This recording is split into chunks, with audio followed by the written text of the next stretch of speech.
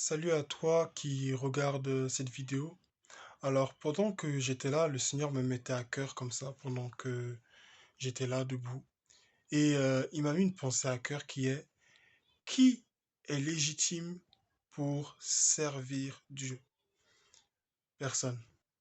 Ni toi, ni moi ne sommes légitimes pour servir Dieu. Personne n'est parfait. Cela ne signifie pas que nous pouvons vivre dans le péché n'importe comment. Cela ne signifie pas que nous avons le droit, nous avons l'autorisation de poursuivre notre cheminement vers le mal, dans le mal, et prétendre servir le Seigneur. Au contraire, nous devons nous efforcer de vivre une vie de sanctification, une vie qui plaît au Seigneur.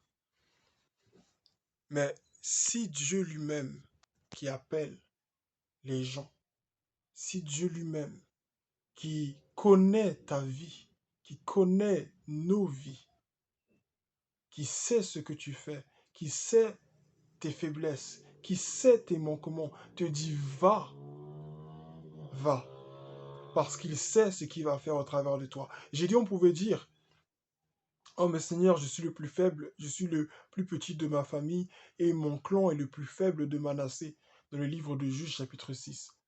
Mais qu'est-ce que le Seigneur lui dit? Il lui dit, va avec la force que tu as. Euh, Abraham pouvait dire aussi, bon, il ne l'a pas dit, hein, mais la Bible nous le présente comme tel, un homme vieux, un homme très âgé.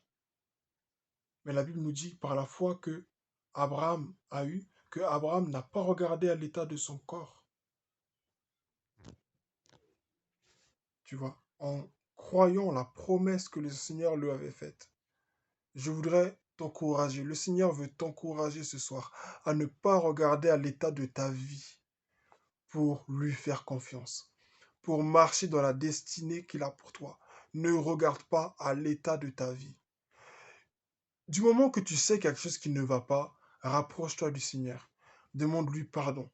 Fais le choix de te détacher de ce qui n'est pas du Seigneur et avance. Ne laisse pas le diable te culpabiliser. Si Dieu lui-même qui connaît le péché que tu peux commettre, lui-même il t'envoie, c'est qu'il t'a armé pour le faire. Dieu a dit à Gédéon, va avec la force que tu as.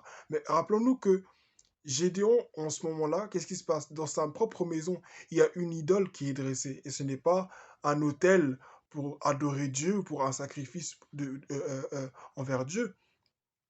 C'était l'autel que son père avait construit, tu vois. Et malgré que dans sa famille, on adore, que le peuple même adore cette idole, Dieu appelle Gédéon. Dieu ne dit pas, ben lui, voilà, leur famille, ils font ci, ils font ça, donc non. Dieu l'appelle. Dieu n'appelle pas des gens qui sont parfaits. Dieu n'appelle pas des gens qui sont saints. Mais Dieu nous appelle parce qu'il sait que c'est près de lui, dans sa présence, que nous pouvons devenir parfaits, que nous pouvons nous améliorer. Mais si nous restons loin de lui, comment est-ce qu'on va s'améliorer? Alors je t'encourage vraiment.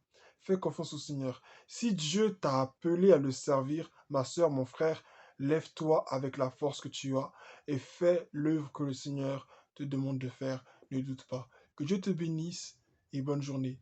Et je prie pour que le Seigneur, le Saint-Esprit de Dieu qui te parle, puisse te convaincre, te fortifier pour que tu fasses ce que le Seigneur a mis dans ton cœur. Si c'est ouvrir une chaîne YouTube, si c'est ouvrir une chaîne sur les réseaux sociaux, si c'est aller parler à ton voisin, si c'est faire une œuvre caritative, si c'est, je ne sais pas moi, faire une œuvre pour le Seigneur, sois fortifié au nom de Jésus. Je prie que le Saint-Esprit de Dieu te visite et que tu puisses retrouver la force, la confiance que tu dois avoir dans le Seigneur, que tu puisses vraiment te lever avec la force que tu as et que tu puisses, par la puissance de l'Esprit de Dieu, accomplir la mission pour laquelle Dieu t'a mandaté.